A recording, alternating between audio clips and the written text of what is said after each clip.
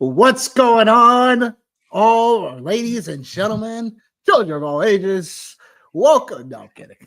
I was about to say, it's happening already. You didn't know? I'm kidding. yo, better call somebody. Oh my God, man. Oh, All right. back in simpler times, man. Holy gosh, man. Simpler times. OMG, what's going on, great people? Happy Monday. Let's get in rocking and rolling. Your host, Nicholas Wilcox, in the building, along with Trig, the one, the only, the standard, Johnny Main. What John, it do? say what's up to the great people. What it do, man. Happy Monday, man. We're up here in Maine, just getting out of this spring snowstorm we got going on up here, man. Got a few inches of snow up here tonight. So No. yeah, Oh. yeah, bro. Yeah, definitely got a few inches of snow out here tonight. So that's kind of gross. But other than that, man, pretty good day. Went got my teeth cleaned today at the Okay. dentist. So that was pretty, it was a good time anyway, I guess. It's kind of gross to say it was a good time, but it wasn't bad. And yo, man, how's your bracket going, man? Your March Madness bracket? It's not too bad, actually, because look, no one's number one seeds got knocked off yet, which is unfortunate. So I'm hoping that happens in Sweet 16 because this is where my bracket went a little bit different from everywhere else. So I think Who'd you have? I got Houston in like at least I have like 7 brackets. So I have Houston at least 4 of them. Yeah. To win it all. And then I have a mix and match of Bama. And I have like 1 of Florida. So hoping that Duke goes down. That's all I gotta say. Yeah, well, that's blasphemy here in Maine, bro, to say that is it? You hope. Oh man, Cooper Flag, man, right up the road. Newport, right. baby, yeah, man, right up the road, bro, right up the road. That's yeah, right. man, yeah. So I just didn't want. I hate Duke, so that's fair. Most people don't like Duke. Actually, I don't mind them, man. I didn't pick them to win in this one just because it's the history of the team, is what. Well, that's fair, man. But I mean, I did my brackets here. I did not pick Duke to win here just because obviously I'm trying to win the bracket. So that's another reason why I didn't. Yeah, so I figured 25% ESPN has them winning it all. Maine is probably more like 8 this weekend. It's probably more like 80% here in Maine, man. So I got 3. I did obviously I have Auburn winning 1. I have Florida winning 1. And obviously, I got my boys UT winning, winning 1. So I mean, they look good the other night. UT did, man. They look good. Sure did. Better than what I had expected for sure, man. So that's fair. Yeah. No, I was just curious, man, what you had going on with your brackets, bro. Yeah, awesome question for sure. Well, without further ado, the Fantasy Football Show, the news notes, Giants' new duo, Aaron Rodgers and Steelers. More to that in a little while. Because first we're gonna break down the news. So let's start out with your Steelers. Aaron Rodgers leaves Pittsburgh without a deal. There's only so many spots left right now for a QB to land. So what does that mean for the Steelers organization? And then where does that leave Aaron Rodgers in general at this stage of the offseason? Well, I mean, there has been talks and speculation that maybe Aaron Rodgers, maybe he retires. There's been that speculation.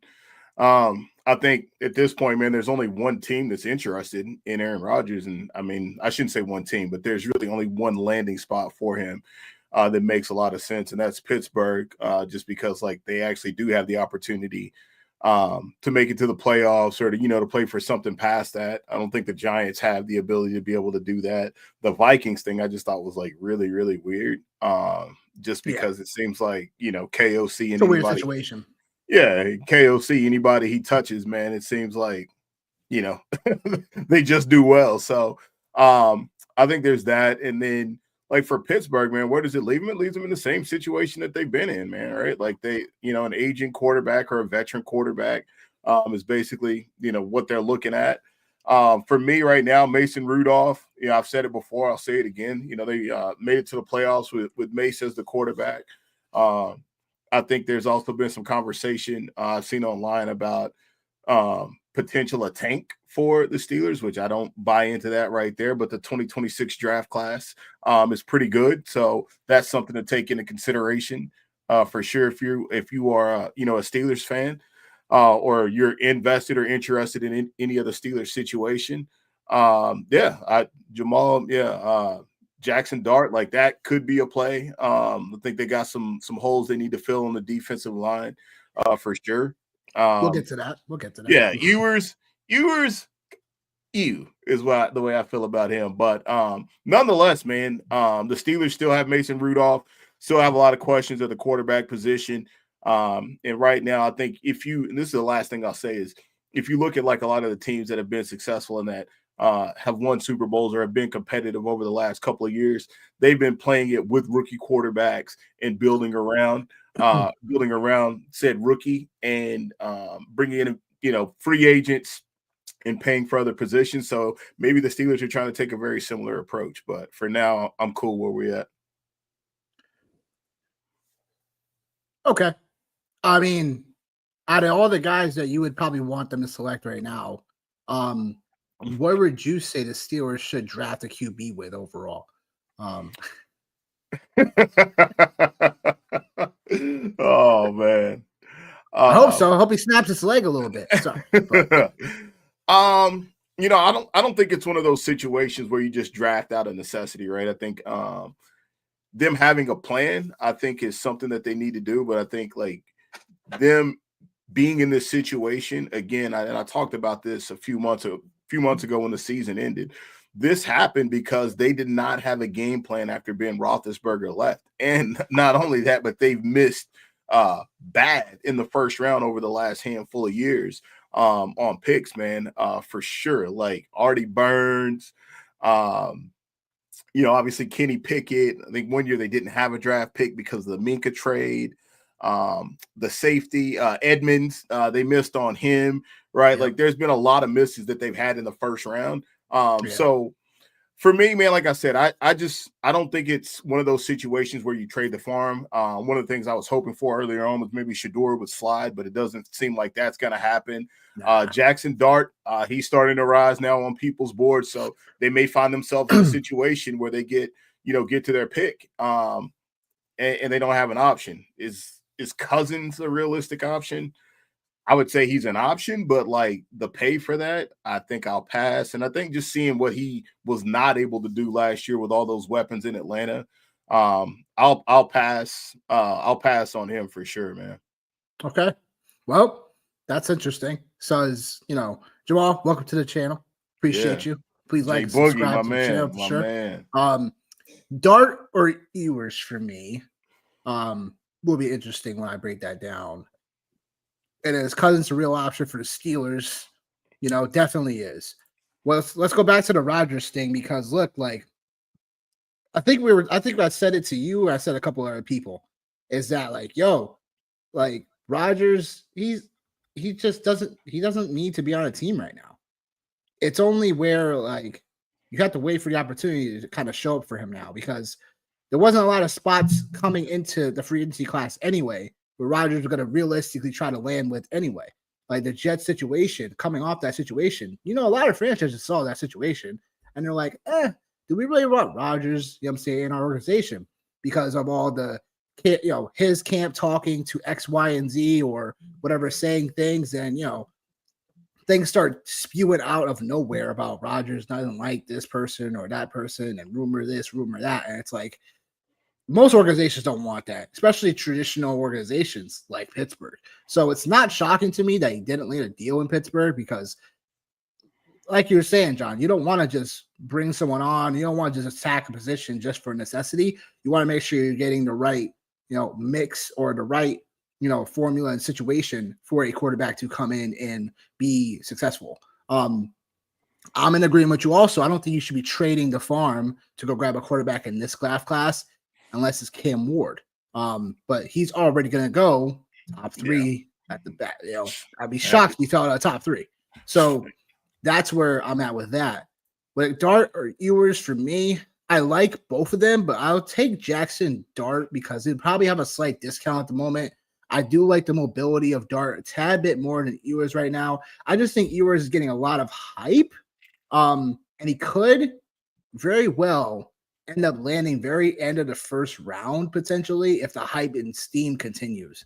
And that's where I would then take Jackson Dart again, because I could probably take Dart realistically probably at mid-second round. He'll, be a guy that, I would have to pay first round money for anyway. Especially if I'm in a bridge situation or I don't have the quarterback that I realistically want to mold. You know what I'm saying? Like the Giants signed Jameis Winston. We'll get to that. But it's like they could still grab a quarterback and try to keep that QB room fresh and nice. So that way, if the Winston thing somehow doesn't work out for the Giants, they have someone that they already love, they're already trying to mold and develop. Watch out for the other teams that are starting to look really competitive as well. Like, in terms of, I was really shocked that Baltimore signed Cooper Rush, to be honest. I thought they were going to grab a quarterback in this draft class to at least like mold up and, have an emergency situation, whatever. Not for Lamar to have, his job taken or whatever, or something happens because he has a great contract and everything. But in terms of how good teams, good organizations always try to plan a step or two ahead, those situations I try to look at as well. You were saying, John? Yeah. No, I was just going to say, I think the Cooper Rush thing is just more about just like a nice mix. Like Cooper Rush is sneaky athletic. And I think obviously we've seen Lamar progress as a passer. So I think that's the best combination. It's the best of both worlds you get with a guy like Cooper Rush. Right. And then versus having a quarterback that strictly has one type of a skill set. Because we've seen when Lamar, when he doesn't play, that really puts him behind the eight ball, because those type of quarterbacks aren't the type of passer that Lamar is. So that's the reason why I think the Cooper Rush thing happened, man. That makes sense. To go with Kirk Cousins' realistic option, he definitely is for anyone still looking to potentially have a situation where, let's just say after the draft, right? This could totally be possible where, Kirk Cousins, one of these teams, realistically get froggy and just, they didn't get the quarterback they probably did want in the draft. And all of a sudden, Kirk Cousins like the last option that they could really get in. The question is, Kirk Cousins going to be anything like he could have been?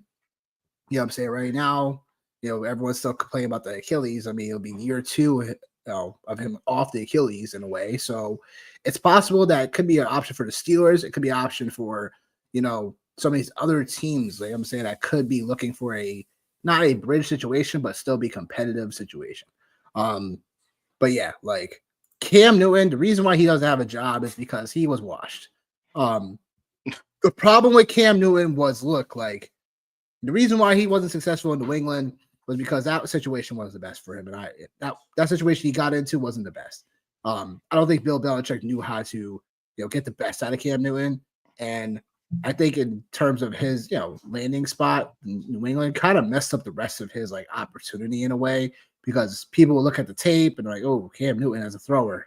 See, I knew it. You know what I'm saying? Like he was decent, you know what I'm saying, when you had that running ability and mobility. But then again, once he started not doing that as much, it's like he wasn't able to read the field like once you lose that athleticism, sometimes you're not able to read the field like you used to, because you have certain launch points that you have to get to. So in terms of Cam Newton, I mean, I would say what you said in terms of the drama that comes with a player, I can understand that, because it's like you come with the drama, you come with all this other stuff, you know what I'm saying, that baggage. And, again, going back to the Rodgers situation, it's like you have done this throughout your whole career, it feels like. The only reason why it wasn't as glorified in Green Bay is because it's Green Bay, media-wise, not to say they're not, a good market. It's more about just there's still a lot of people that will still shut their mouths. In New York, it won't be like that. Yeah. Once they hear something, oh my gosh, you heard this? Oh, you heard that? Oh no, I heard this. I heard that. So the rumor mill starts spinning. So, and some of that was true. Most of it probably wasn't, but again, that's how it goes. And George, what up, my guy? What up? What up? We gotta get you on the show soon, because we're gonna be talking about the draft, So we're going to be talking about the draft position by position, and we would love to have you on, George, for sure. But yes, continuing with the news. Jameis Winston signed a 2-year contract with the Giants. Oh, boy. I'm curious to find out what George has to say about this one. At least his dad, at least. Yes, Winston falls into a situation where it was similar to who's a person? I mean, Seattle situation, sort of, even though Darnold got paid more. Like Winston's situation is like Justin Fields' situation almost in a way. It's kind of like not as glorified, but it is. Because James Winston, if he could prove to be really well competitive, the Giants end up being a 8-9 team, maybe on the cusp of making the playoffs. Maybe that organization, maybe the people in the position still save their jobs. Winston could potentially have a spot where he could have a nice second year prove it deal, whatever, to prove that he could be a starting quarterback consistently. However, if it all goes south, then I was like, all right, well, we all know what James Winston truly is now. But he has, unless they grab a quarterback, the Giants that they really love, or they start picking up steam as a rookie, whatever. This is a perfect spot for Jameis Winston, in my opinion, for him to showcase what he could still get them doing. Obviously, the interceptions are going to have to be limited, but from a fantasy perspective, good Lord, it's still a decent spot if we're talking about super flex leagues and if you need a third QB, let's just say, we're trying to, you play in a deeper league or whatever, like it's not a bad thing either if you're playing with a ton of teams. But John, what do you say about this Winston signing for the Giants? And then where can you see, because obviously they're tied in together, Malik Neighbors and whatnot here? For me, man, I think like obviously Jameis Winston for fantasy managers is like he's a gift, is what he is, man. He's a gift. And I think it was really interesting just to see how people were talking about him and talking about Malik Neighbors after the Giants signed him, right? We all know what he did in Cleveland. He brought Jerry Jeudy back from the dead for sure while he was playing quarterback from week 7 through week 15. Jameis, he was actually okay. Like he was QB 13, QB 14. When you look at average points, when you look at total points during that time span, the problem was just they wasn't winning football games. And so like that's the problem. You know what I mean? Like so, yeah, you're not winning games, but you're helping fantasy managers for sure. Oh, we love him. Right. So I mean, he had 3 games over 20 points during that window. But when you're playing for a 3-13 team, right, it's really hard. You get to a certain point, and it's like, all right, well, maybe we just need to just let the air out of this thing, man, and put in somebody else and have it be what it is. But I mean, a couple things like just to talk about in 2021, and I think this is kind of what happens with Jameis is like we remember all the great things with him, former number 1 overall pick, right? Like, and I say all the great things, right? Like he gives us all of all the punchlines and all the great interviews. But in 2021, before he tore his ACL, he was playing incredible football with the New Orleans Saints. He had 14 touchdowns, 3 interceptions before that happened. Probably playing some of his best football with Sean Payton. Not a coincidence. The crab legs. Yep, there's that too. There's that for real, though. Yeah, for real. There's that. But really, man, like 13 touchdowns and 12 interceptions last year for the Browns. So for me, man, I think the biggest question is, can he play winning football? Can he play winning football to be on the field long enough to have an impact for the New York Giants if they don't address the quarterback position in some other capacity, right? I think that's the biggest thing. And then obviously, we'll obviously talk about Malik Neighbors, in this situation. But I think that's the biggest question I have is like, can Jameis Winston play winning football to keep him on the field to then in turn take Malik Neighbors potentially to, the Mount Rushmore of wide receivers for next year in 2025? And I think that's really the question, man. Yeah. I mean, look, Jerry Jeudy, for numbers perspective, average wise, right? Like, look, did we think Jerry Jeudy was going to have an interesting year? Yeah. But we didn't think that once Jameis Winston was going to be in there, it was going to be this. 7 games with Winston playing at quarterback, Jeudy, average 7 catches, 112 yards. Was on pace for the wide receiver 3 overall. If that was, if he was ultimately the starter overall, pace wise. So, I mean, look, that right there, it's like at least like, yeah, we get glimpses of Jameis Winston's brilliance, right? Oh yeah. This is a guy that came rookie season threw over 4,000 passing yards. Like, so it's not like Winston, I feel like forgets it. It's just certain times where he gets outmatched. Like whether it be defensive coordinator wise, like that chess match where it's like, all right, I know what you're about to run, or hey, I recognize this. Sometimes the wherewithal for him feels like they're in key moments, especially, just going back to the Denver Monday Night Football game.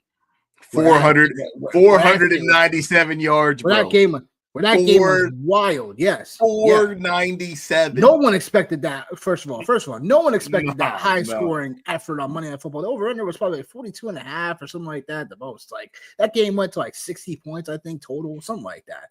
It was crazy. Wild. But in terms of how, like, again, Jameis Winston, again, a mixed bag in terms of what we think of Jameis, in terms of how he could be as a quarterback. And then there's also the times where it's like, this is why he's been a bust, the last several years, because he threw costly interceptions, including 2 pick sixes in that game or just 1. Can't remember. But it was like, man, dude, it was like, again, it was like great. And then like, oh, like, like from an NFL perspective, like, it's like, damn, this is why we don't let this guy start for our team.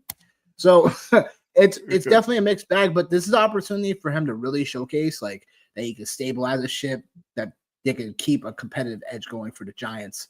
So it's a smart move for them as an organization because you're not spending a lot, but you're also like looking forward towards the future in a way, but also trying to stay competitive because you still have a head coach in Brian Daboll, who is still a talented head coach.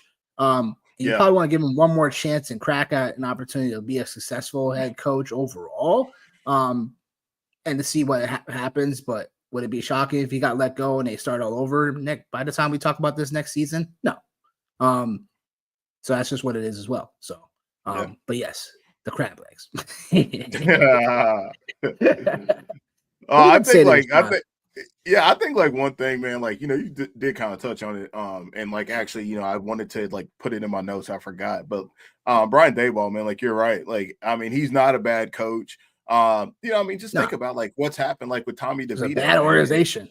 Yeah, Tommy DeVito and Drew Lock, right? Like, and even like with Danny Dimes, like he's, still they're a bad football team. Don't get it twisted. I'm not trying to dance around that, but I still think like there could be an opportunity. And like Jamal said, man, like I'm not saying this is going to be one of those Geno Smith moments, but I think we are starting to see quarterbacks who have been in the league longer kind of turn that corner.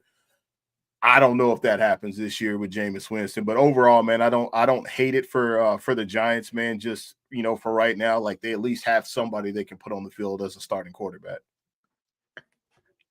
Yeah. You can't.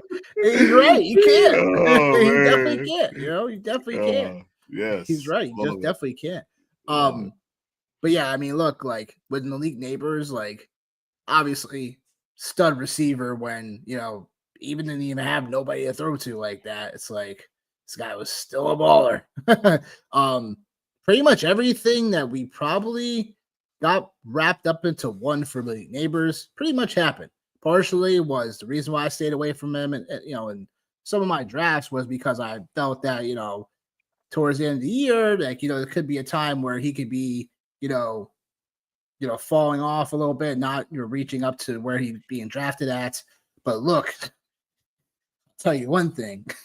The first 4 weeks of the season, I was like, hey, yo. I might have eaten my words. Yep. Missed the boat a little bit. Missed the boat. You know what I'm saying? Like, and then if you didn't have him for the playoffs, you know what I'm saying? Like week 15, week 17, if for most people don't play week 18. I hope not. Wide receiver 10 against Baltimore week 15, and then week 17 against Indy for the championship game, he was a wide receiver 2 overall. So yeah, look, there were times where I was like, look, like Malik Neighbors was gonna do his thing. I just didn't think how high that he was gonna live up to the bill, and he did. What a quarterback situation that was just not good. Yeah. So I'm interested to see now, like how this tandem goes, because again, we saw what happened with Jerry Jeudy. You know what I'm saying? Now Malik Neighbors, can he consistently make this momentum happen with him to where now it's like, all right, cool. Is he going to be a top 5 wide receiver, right? Could he be a top 5 wide receiver? And, based on where, he could be going right now, Depending on how drafts go, like it's gonna be interesting to see, right? Because with Malik Neighbors, we're talking about one of those guys that were already. I want to say last season it was like probably like what he was getting drafted very third round, maybe the most fourth round. Yeah, You know what I'm third, saying? But for some like casual leagues, he wasn't until like late fifth round.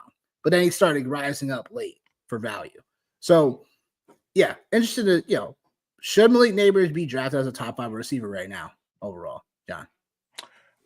Nah, I'm gonna say no. And the reason why I'm gonna no.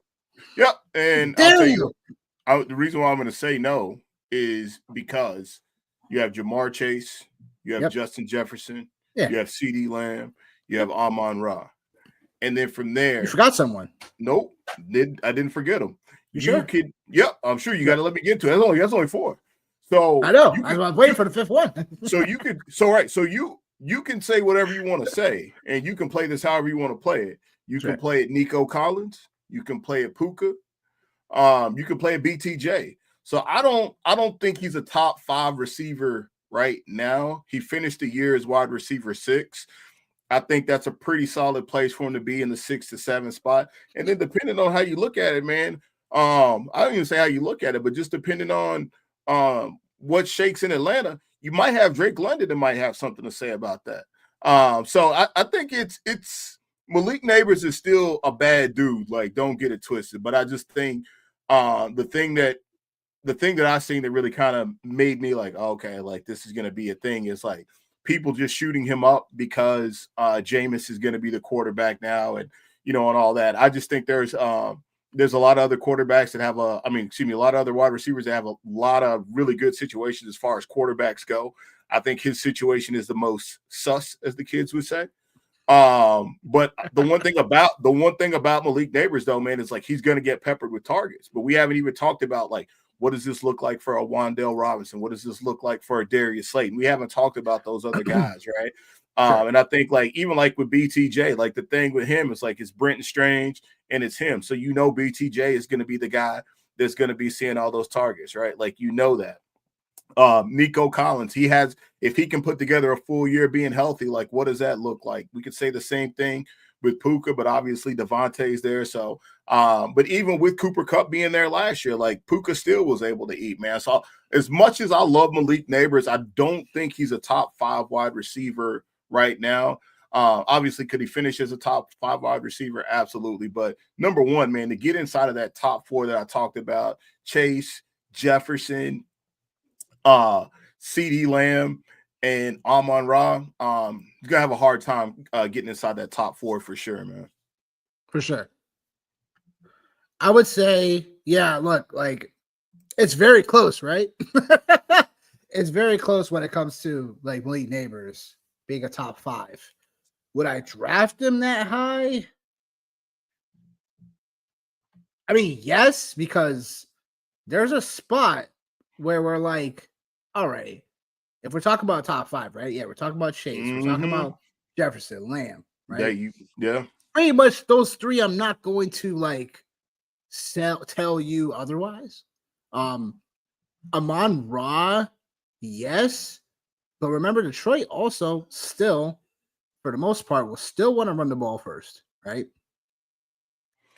And then there's others, and then we all saw sometimes, I'm not gonna say Amon-Ra is not elite anymore. It's more about just again, like the situation still has a little bit of ambiguity sometimes.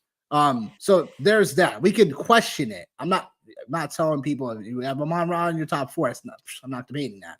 It's more about like, okay, 5th spot, Puka pretty much is there, right? For most part by default. Nico Collins can be there. AJ Brown, people are forgetting about right now for whatever reason. So I mean, there's definitely debate within after the top 3, in my opinion, if you want to slot in some other guys. And one of those guys could be Malik Neighbors because look, the use on his side, like we talked about, the consistency of getting the usage and volume is going to be a lot more in a way, and sometimes separating from other teams' wide receiver ones just due to how their structure is. And again, if the Giants are going to always be behind in games, it's going to help his volume. But again, those are some things that I think you could definitely make a case for top 5. It just gets murkier sometimes when we're talking about different drafts, especially best ball upcoming. It's like, okay, like we could take right now, I'm seeing drafters ADP. You know what I'm saying? Right now, he's the 18th overall average player selected.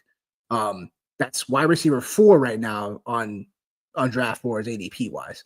So that's something where, again, like, would I take him there? Probably not based on roster construction, but it's something to definitely highly consider if he definitely falls.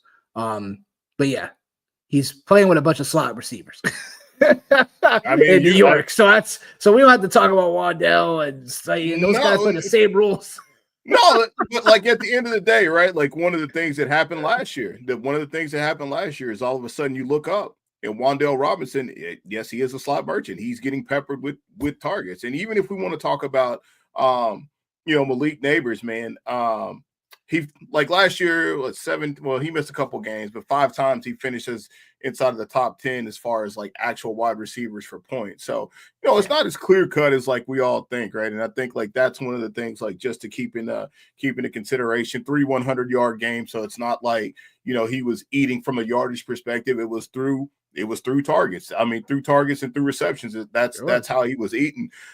So man, yeah, like. Again, man, it's tough to say, but just kind of the reaction of everybody was like Malik Neighbors to the moon, and it's like, okay, like maybe, but like I still think there's a couple guys like I'm not quite ready to move them past those guys. And you talked about Amon-Ra.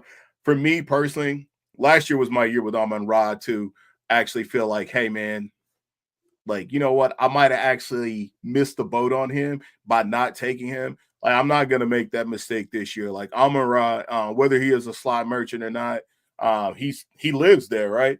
But for me, I'm going to make sure, I don't miss out on any opportunities to get my hands on Amon-Ra for sure this year.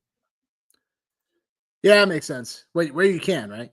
Yeah, when I can. Yeah, when I can. I'm not going to get him in every draft, but like last year, like I intentionally, like I moved off of him, like in certain spots, man. Really? Yeah, I did. I moved off of him. I moved off of him. I moved off of him a couple times, man. I went running back, like pretty much in most drafts, man. I think the only one I didn't go running back at number 1 was draft night out. But every other league I played in, like every other snake draft, I went running back early on, man. And I had Malik Neighbors last year in the Sirius XM Do Good Listener League. I have Malik Neighbors. I have him in my auction keeper league because everybody ate up wide receivers, and I had to throw a dart, and I was like, damn it. I was like, whatever. And it ended up being a good one, man. So yeah. But yeah, I mean, I'm in agreement with this also when it comes to like certain receivers. There's always so many of them that can do, like you talk about 70-yard hitch, like, I'm saying, there's always so many receivers that get that separation, and there's always a window for it as well. There's a window for that type of stuff as well. Yeah. So it's, like he said, lightning in a bottle. I love it. The Bears stuff we'll get to in a moment. The Bears. We'll get to those things in a moment. But yeah, look, we're going to be playing a game of comparisons. So we got the FFPC rankings. So that's fantasy football, basically championship website where we're comparing ADPs. This is live drafts right now in terms of where ADPs are going, and FFPC settings, you have to double check those because they are usually a site where quarterbacks don't always get so valued moving forward, but this is a super flex right now.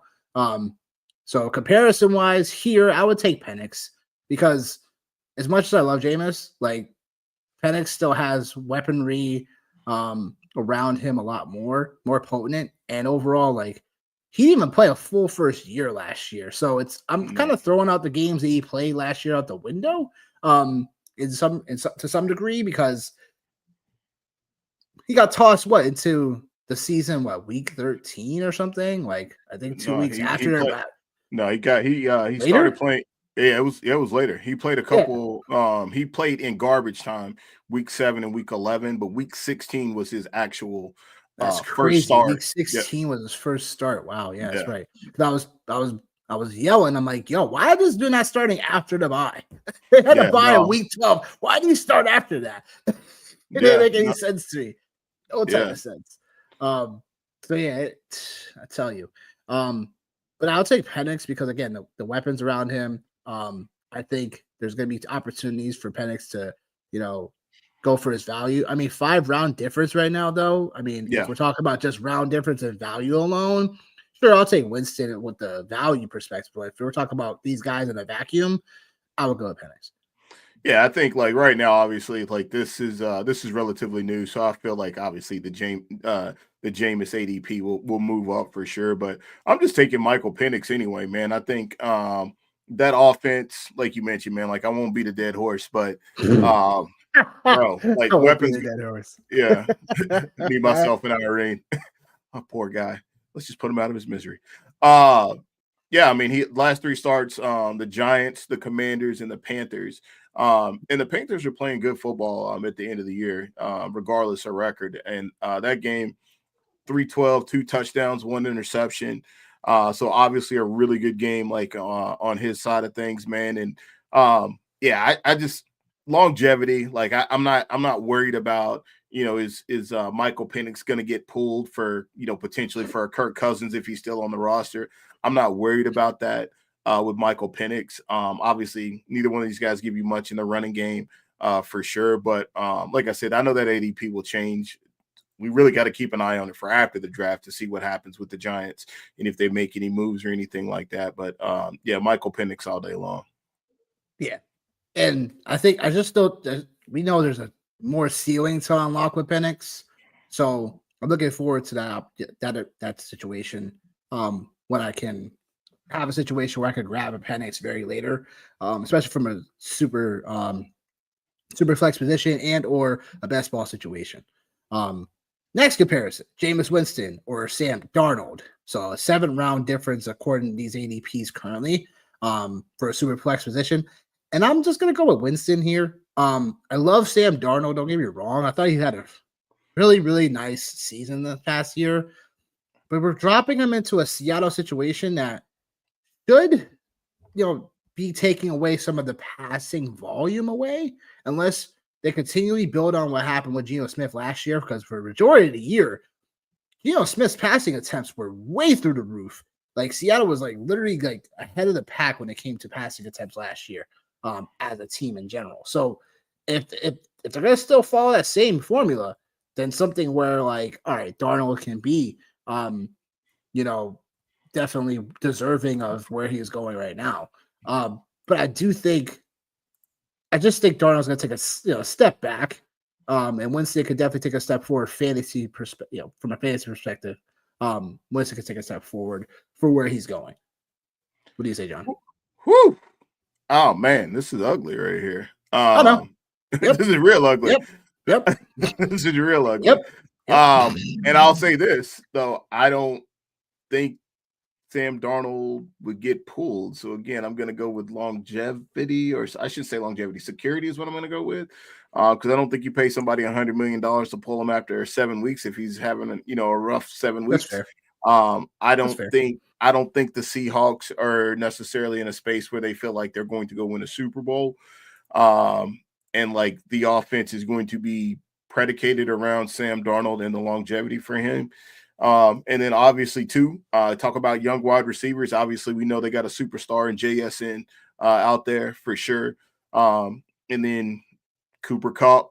And then what's going on with Ken Walker? What do they do with him, man? Like, how do they use him, and how do they use Zach Charbonnet, right? How do they use Zach Charbonnet, a guy that was money coming down the stretch last year for fantasy owners? So I'm gonna take Sam Darnold, man, for sure. I just think the only way I feel like I end up with Jameis Winston is if I get into a draft and I just go classic me.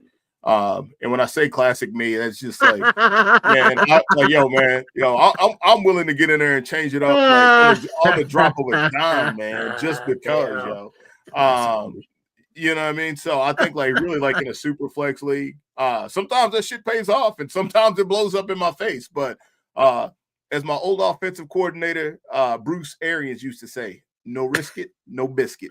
So I hear you. Yes. So I mean, it was kind of like that cookout league, right? Like that's the situation I could see myself ending up like with Jameis Winston, where everybody else is zigging and you zag. That's how I end up with Jameis Hey, Winston. worked out for me in that league that year. Almost Yeah. came close. Came that Yeah. close. That Yeah. close. Oh, that close.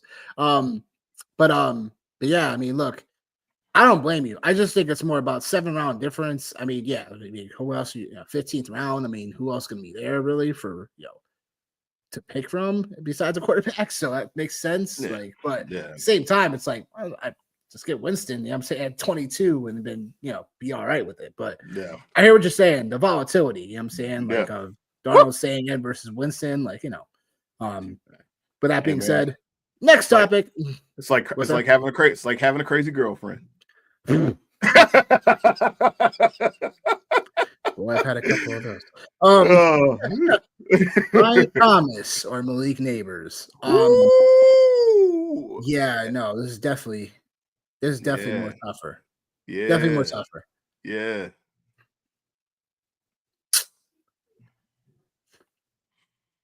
How about both of them? Can I have Right. Can I have both? Can one of them fall to 2-1 for me? That'd be great.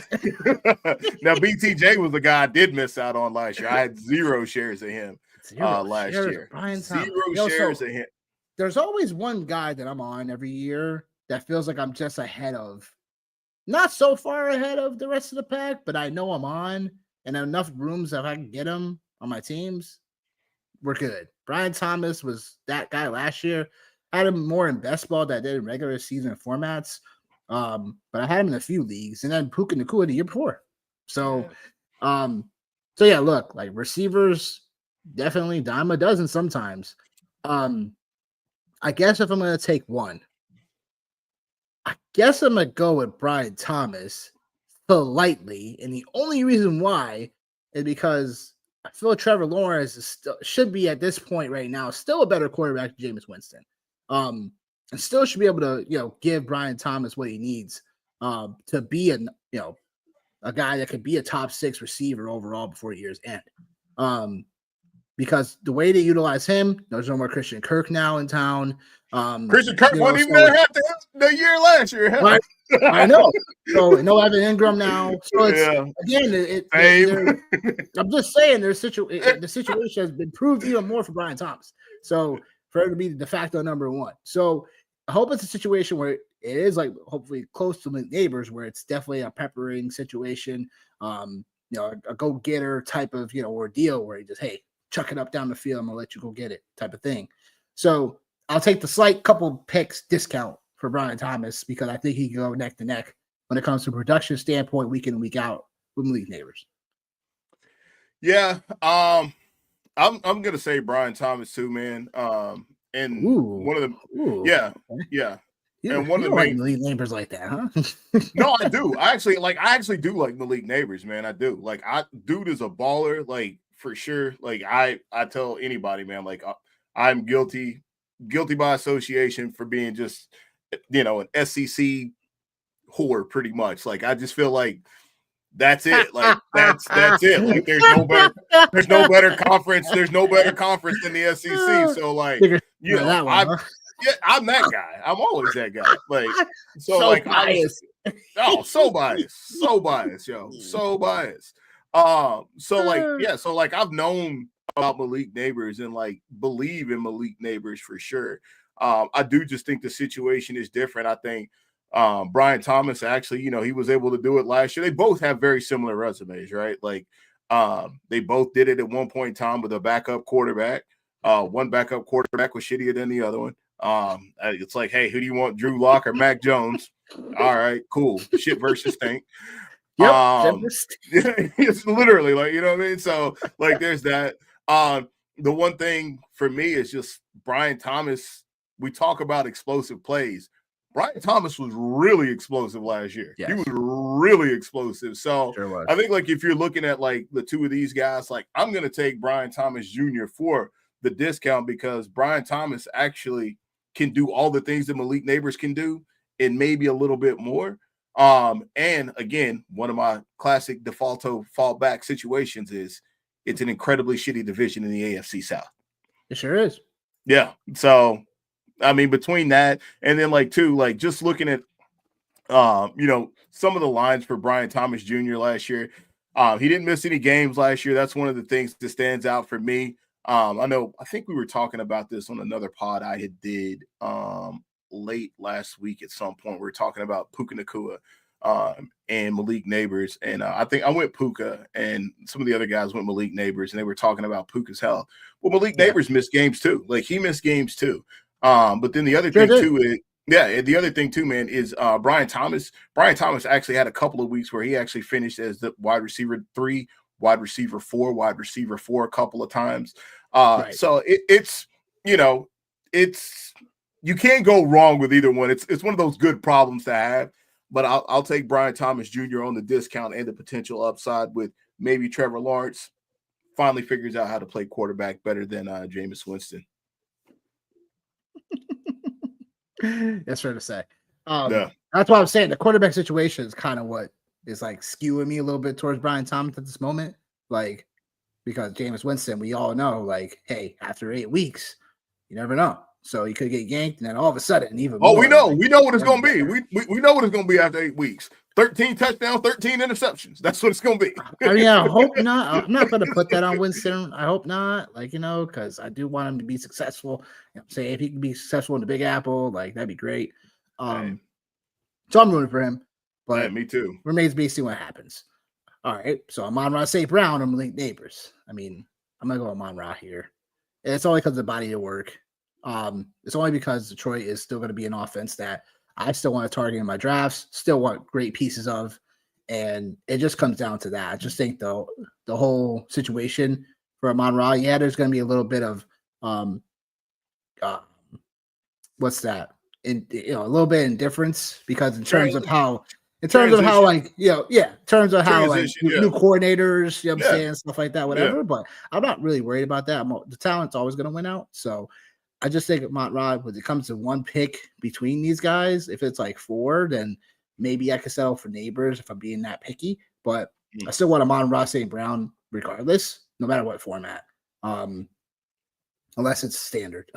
And it's touchdown only, then I'll probably go Malik Neighbors here. But I don't even know, man. You might even be better suited to go Sun God there too, man. I don't know. I don't know. There's just anything PPR related. Amon-Ra St. Brown. Yeah. Like I said, man, I'm not missing the boat, man. Like, on him again. Happened last year. I said it once. I'll say it again. There's another player. You're not going to miss the boat on. Yeah, I'm not like there were well, no, you can't get them all, right? But man, here's the thing, though, right? Here's the thing. That first year, it's very, very tough to be like, all right, like, is this a fluke or is it pure D talent? Which one is it? Like, which one is it? And like for Amon-Ra, you could have made the case either way, right? Like, you could have made the case either way. I didn't know, man. I didn't know this is what it was going to be, and this is what it is, man. Amon-Ra is one of them guys, man, for sure. So, and that was, like, again, man, he was a first-round pick. So at that point, man, like, again, the reason why I don't have any Amon-Ra was because last year I was too busy. No, it's not that. I was too busy taking Saquon Barkley, the Bijan Robinson. I was too busy doing that as opposed to Amon-Ra, and I would have much rather have had Saquon Barkley than Amon-Ra. But like, if we're looking at it from a receiver perspective, we also have to remember last year too, Jamar Chase and his situation. Jamar Chase slid down draft boards because of the uncertainty with Joe Burrow. So because of that, Amon-Ra is sitting right there, and people are taking Amon-Ra while Jamar Chase is sliding to the back end of the first round, wide receiver 1, going in the second round in some instances, right? So to get back on track, like Amon-Ra, I feel like I'm absolutely making this pick with him every day and twice on Sunday, man, over Malik Neighbors. Yeah, that's fair. Yeah, you're right. It's close. You're right. It's not fair. That's not. It's close. No, it is close. It's very close, because I think like the one thing that like you have to consider with Amon-Ra is, like, I know Jameson Williams, like, his peripherals are all over the place, like, as far as, him catching one pass and going 60 or going 50, right?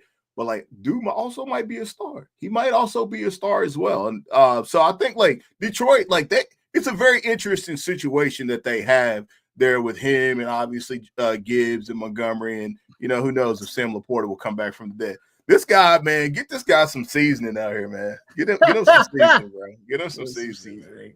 Yeah. I love it. Oh my gosh, yo. You know what's All right. coming. Like, you know what's coming, though. You know Yeah. it. I know it's coming. Just like it. Just like what we have here. Yeah. Oh, I'll just go ahead and get right into it. My guy, Nico Take it away. Collins. I My know. I guy, know. Nico Take Collins. it away. Take it Yeah, my away. guy, Nico Collins, man. Like, this is my guy. This is one of my guys right here. Is Nico Collins. I know, obviously, like we talked about BTJ, and Amon Ra, but for me, like, if I had my drutherans of these guys, Nico Collins is the guy that, like, I just absolutely love, for sure, from a talent perspective. I know he's had some health concerns. I know he's had some health issues. I know the Texans' offensive line is probably going to suck. I know that. Like, I know, like, I know all of that. But Nico Collins is, we talk about big plays waiting to happen. Nico Collins is a big play waiting to happen for sure. So is Malik Neighbors, right? But I think too, like, you gotta think that CJ Stroud has got to play better than he did last year. Like, you got to think that, right? And even like in a bad year for him, they were still playing in meaningful games. They still were really close to beating the Kansas City Chiefs in a playoff game. Depending on how you want to look at it from the referee perspective or whatever. But Nico Collins, I think this one is, if I'm not being biased, I think this is a real honest conversation where you could take Malik Neighbors over Nico Collins, and that's the play. I just prefer Nico Collins, just overall, just because, again, man, like, I've been a fan of his since he's came into the league. Really big guy, and again, bad division again. In that AFC South, down there in that trap where nobody likes to cover down there in the AFC South. So for me, I know this is an unpopular opinion, and I can live on it. I will take Nico Collins over Malik Neighbors. Yeah, I mean, how about both of them? Man, yo, this wide receiver game, yo, it's crazy, them, right? Yeah, man, but this is tough though, man, because, like, you can't go wrong with any of the names that we've thrown out here tonight, man. No, it's definitely tight. That's where, right now, these are nice questions to have to be circling through our heads right now, because look, like, when draft time comes around, I'm saying, we'll be preparing you guys a lot more when it comes closer, because we'll have more data, we'll have more things here where if the public's going one way here, we can go another way. So in terms of everything that stands right now, I would definitely take Nico. I think we were talking about him being like, modern day Julio Jones, you know what I'm saying? Like, in terms of how, in terms of how, he is. And then now, Tank Dell, unfortunately, probably his career is over now. Like, how do they replace, and then Stephon Diggs is out of town. We're talking about a big usage bump now for Nico Collins. So it becomes a situation now that's even more like, all right, well, if Nico is going to go second round, I could take a Nico while getting a running back first round. And be okay with Nico as my number wide receiver one. So sometimes it's gonna, as values start going back and forth, and we start seeing things change, is also where our strategic is gonna have to be different. And obviously, it's gonna depend on what league settings you have, where you're gonna be at.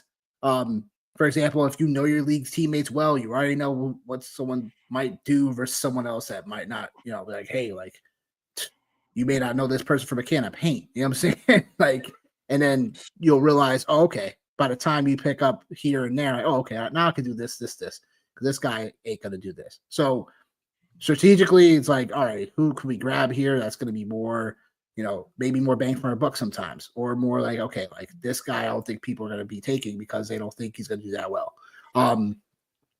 Love those situations.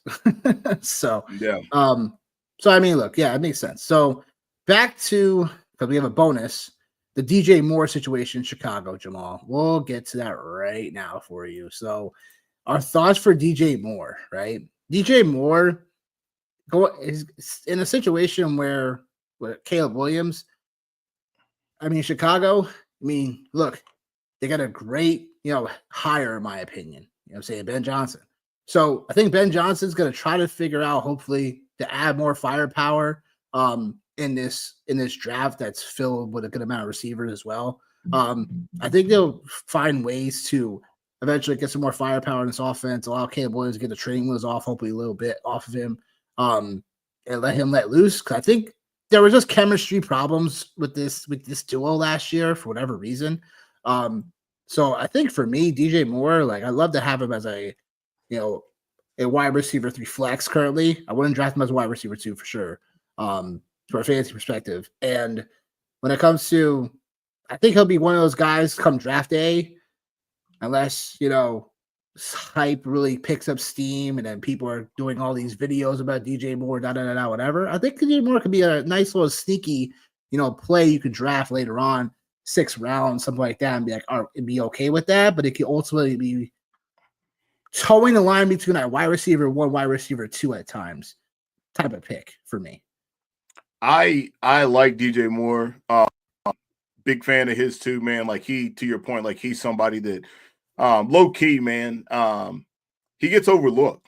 He gets overlooked for sure. And I like what the Bears have going on, man. And I know it is what it is with Caleb Williams, man, and people feel the way they feel about him and whatever the case may be.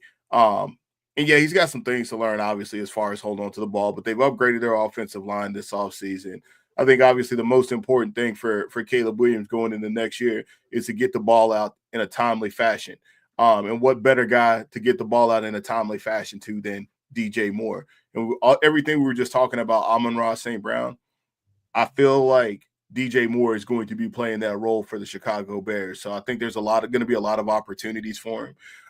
If anything, I think I view him a little bit higher than what I viewed him last year. So for me, I think like he's absolutely a solid wide receiver too. No question. I don't think he gets into that wide receiver. I don't think he gets in that wide receiver 1 talk. I think wide receiver 2 is where he lives at. That's who he is. And obviously on any given Sunday, he could potentially give you wide receiver 1 numbers. But even over the course of last year, I think that only happened for him. Actually, there was one week where he actually almost was the number 1 wide receiver for the entire week, and that was back in week 5. He usually does that once a year, yo. He has one. Yeah, he typically has one big monster game, and surprise, it was against Carolina as well. Of course it was. I think wide receiver 2 is a pretty safe space for him to be at. Yeah. Yeah, for sure. That's where, again, like you say, lives at wide receiver 2. That's why I would try to see if, like, based on draft positions, if he could get to a wide receiver 3 range, I'd love to get him there. Yeah. Oh gosh, that'd be great. That'd be sweet. Value perspective, just based on value perspective. Totally. I think with the Lions, I think we could still expect some trick plays, maybe not as much. But I still think they're a meat and potatoes type of team still. You know what I'm saying? Run the football, play action pass with Jared Goff. I think the system is still not going to change all that much. I don't think but again, Jameson Williams showed that he could put some wrinkles in an offense. So I think they'll still be having some of those plays. Just never know when they're going to come out. That's why they call them trick plays. But Rice are neighbors. I mean, clearly like neighbors, obviously. But again, from a draft perspective, when we're talking about Rashee Rice, I'm assuming that's what he's talking about. Because he's talking about Jared. He definitely talking about Jerry. But in terms of Rashee Rice, like he's gonna go at a position where, just like how people were, talking about Rice last year, where he was kind of going in a range where I was like, why is Rashee Rice going 6th round? This makes no sense. To the point where then he starts creaming up the boards to like 4th round, whatever. I think he's gonna be in a similar situation just because of the injury, coming back from the injury, rehabbing. I believe he tore his ACL, right? He tore a lot of things. It was PCL. He ruptured his whole knee? Damn near. Damn. Well, that's unfortunate. But in terms of, I still think Rashee Rice, because the way he gets utilized, it's not like he's like, the burners are Worthy and Hollywood Brown. Rashee Rice, going to be in the middle. So I think, if anything, Kelsey's he was talking about Brendan Rice, bro. He was talking about Brendan Rice. Of course. Yeah, right. No, that's what he said. That's what he said. That's what he said, man. He said he was talking about Brendan Rice. Good Lord. Good Lord. Got him. Who is that even? Who is even Brendan Rice? I don't even know who that is. Oh, man. I don't even know who that is. You know what I'm saying? Like, I'm kidding. But I would say this, like, if we're talking about comparison purposes in general, because it's still gotta bring up Rashee Rice. It's gonna be one of those receivers that people aren't going to probably draft as high, but you're going to probably get him at a great value. But come on, bro, trying to troll on the channel, get him out of here. I love the guy, man. Love him. Get Jay him out of here. Boogie. No, that's my guy, Jay Boogie. But going on to our final topic of the night, we have Stephon Diggs rumors going to New England. If he's going to New England, what does that do for him? What does it do for Drake May? John, what do you say to this? I think Steph Diggs, man, still got a lot of game left. I think there's nothing more dangerous than a wounded animal. Steph Diggs last year before he got hurt in week 7 was actually wide receiver 6. So he was showing people up. And coincidentally, Nico Collins was also having, pretty hot start to his season as well. And then everything just fell apart for the Texans, ironically. But one thing I did find interesting, just kind of, obviously doing a little bit of homework on this, was that Steph Diggs actually had quite a day against the Patriots last year. So, how we always kind of joke about, is it that player that goes off against that team? Is that, kind of what it is? 77 yards, 1 touchdown, 19.7 fantasy points, almost 13 yards per catch. I still think he's a wide receiver 2 or wide receiver 3. We talk about value. I think he could end up being one of those players that could be incredible value for you. He's damn near not on the board right now as far as ADP is going right now. And obviously it's early. He doesn't have a home. So I think that's obviously a big part of it. That plays a role into that. Yeah, for sure. But then you also think about Drake May. Drake May was somebody I wasn't incredibly high on last year. I was wrong. It looks like I was wrong. It looks like looks like there's some things that are there for him for sure. And Drake May last year, he finished during the window of time he was playing quarterback for the Patriots, quarterback 14 during that window of time. So almost on that fringe of being a potential QB1.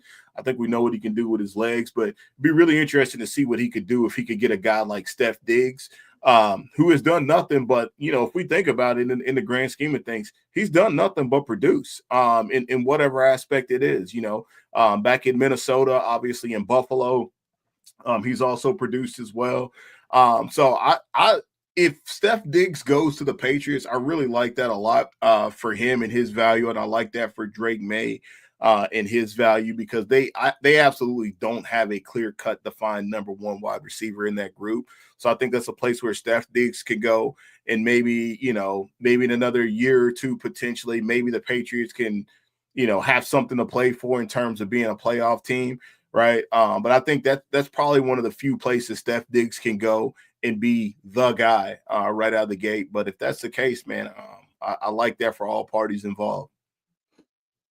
I mean, I don't want to see Diggs in my division, honestly. So I know you don't. I know you don't.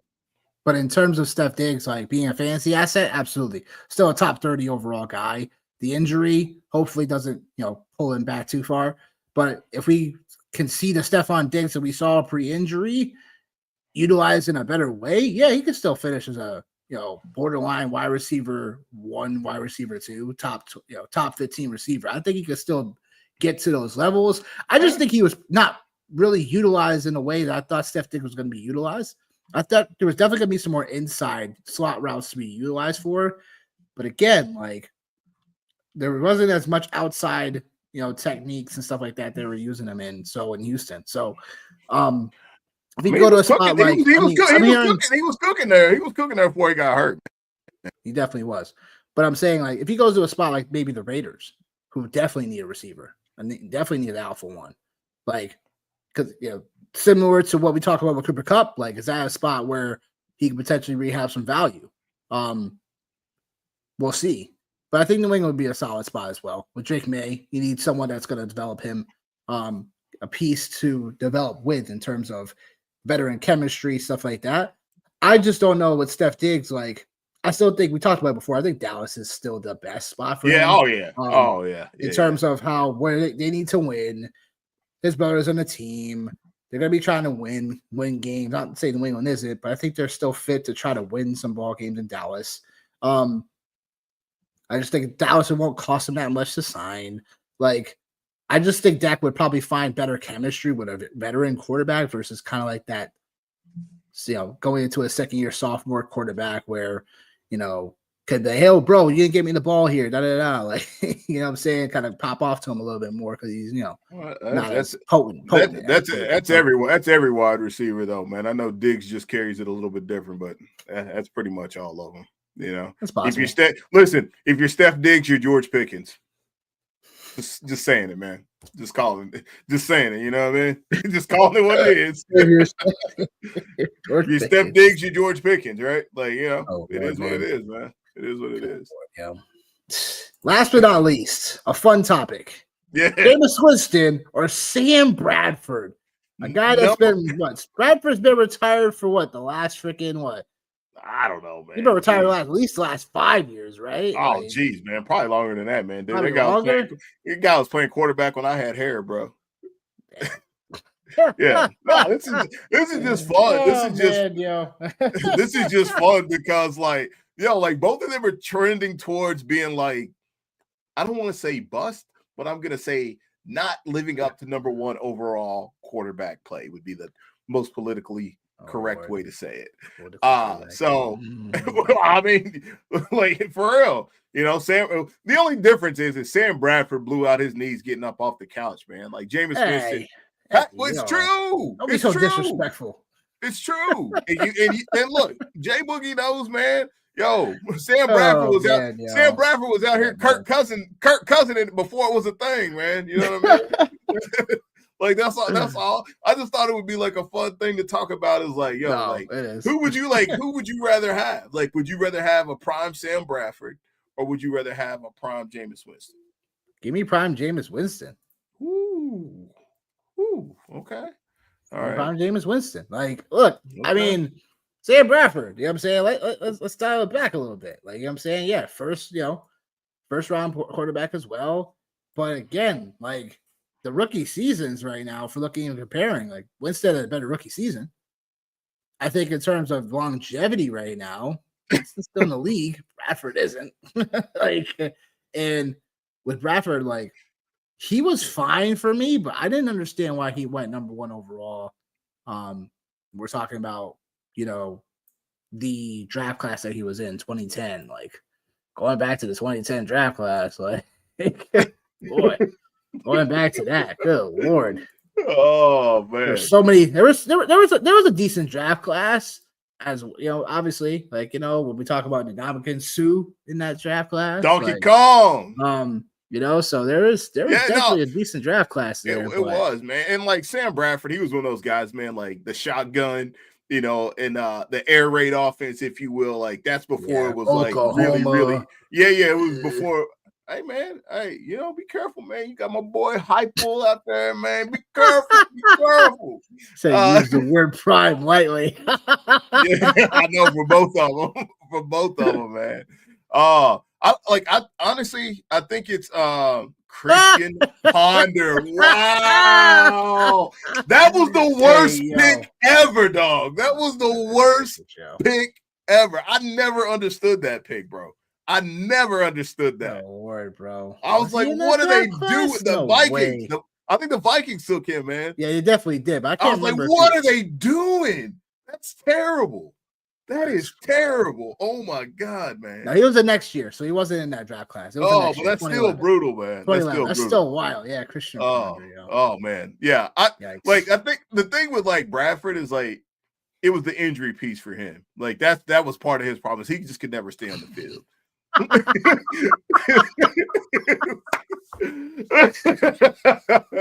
Hey, yo. Hey, man. I love that. No, but I love that. I know that guy. I figured you did. I know that guy. One might actually call him our brother, but one might even call him our brother, but I know this dude. Sam Bradford, man. I would say if you give me Sam Bradford with two good knees, I will. I'll do that, man. I knew we were going to get in the bag on this one. Kevin White from West Virginia, 6'4", 6'5", big 40. I was definitely on him. Yeah, I was definitely on. I definitely had some hope for him. I bet you were. I definitely had some hope. I bet so. Yeah, man. Man. In my bag, like the prize at the bottom, dog. never panned out. No. Dang, No. yo. Yeah. Wonder what he's doing now. You think he's still on the practice squad or something like that? Hey, probably doing the same thing we're doing. Might be doing a little bit better, I bet. Probably is. Can't all that height go to waste. I know. All that hike, that money, man. Locker room experience. Just saying. Yeah. Utilize your connections.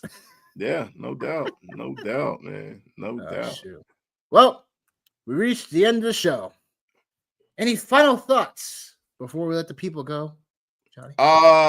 NFL draft is yo, man. Yo, he in Walmart with it, huh? Yo, he's gonna be one of those guys selling stuff on his trunk of his car. Yo, I used to be in the NFL. Here's the mixtape. Yo, here got some that's shoes. All right. That's all right. We in our mixtape era, man. It's all good. Yo, I got this TV on the low. Like that's it. You got to take the big TV and the little TV, Cal. You got to take the little TV. You can't have them both. You can't just have them. You got to take them both. Can't. No, man. NFL draft is, I think I seen 31 days away now. So obviously that's a place for us, man. Like getting ready to try to transition into that. Start talking about some NFL draft stuff. At some point, man, here, like getting ready to cook up some rankings too, right? Like getting ready to cook up some rankings here. Everybody else has got them out there. Early rankings tiers. Yeah, well, it's the rankings before the draft, and it's the rankings after the draft. You know, it's kind of one of them things. All your friends are fine tuning. Yeah, all your friends are doing it. So, so there's that. All your friends are doing it, and then I will leave you with a stat. I know you're gonna fact check me. I seen this on Twitter, and I was like, I actually think this might be right. Somebody had posted that I think over the last 3 or 4 years, maybe the league leader in passing touchdowns. It was either the league leader in passing touchdowns. Well, hold on. Over the last 3 or 4 years, it was either league leader or more touchdowns than. But Jared Goff, man, we're talking all this stuff about the Lions tonight, and we were talking about Amon-Ra, kind of talking about, that whole situation. Just a very interesting thing with Jared Goff, man, about how he's kind of had obviously he has had a resurrection as far as his career, which, maybe one night that's an interesting topic to talk about is where do you draft Jared Goff, man? But had a lot of fun tonight, man, talking March Madness. Jay Boogie, man, keeping the chat lit tonight. Much love for you on that. Bringing back Christian Ponder, man. God almighty, man. God. That's rough. Yeah, it was rough. That was definitely rough. No, the show was fantastic. We appreciate everybody that came on to the show for sure. Please continue to tell your people about us and spread the word about us. And when y'all come into chat, we love it. So continue to bring the fire in that, because that I like that guy without the hat. Dutch better kill me. All right, man. Yeah, you should hear about his sports knowledge, baby. Should be interesting. The final thoughts for me, look, we got things coming down the pipeline. Getting ready and gearing up for the rest of this draft class that we'll have our predictions on. We'll have some top 5 by positions, places that we think some players should be landing. But the NFL always messes that up all the time. So that's what makes it great. That's what makes the draft. But again, feel free to come on back next week. We're gonna be here next week, every Monday moving forward. But that being said, if you don't have nothing else, Johnny, we're gonna tell the people we see them next week. Jamal said he's waiting on that commission check to hit. Oh God, you know what? See y'all next week.